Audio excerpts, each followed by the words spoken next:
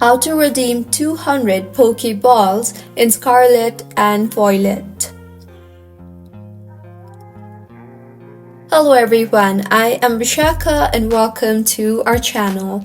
I will take you through the step-by-step process on how to redeem 200 Pokeballs in Scarlet and Violet.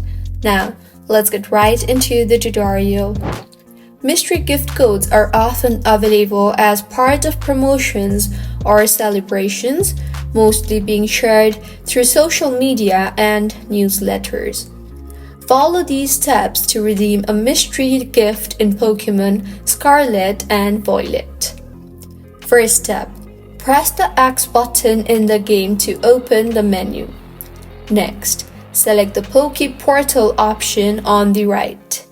Next, select the mystery gift option at the bottom, and then go ahead and select the method for redeeming the mystery gift. Now, if you have a code for redemption, enter it to receive your reward. So, this is how you can redeem 200 Pokeballs in Scarlet and Violet.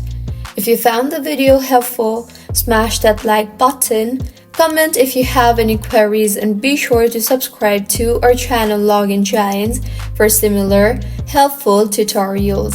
See you on the next one.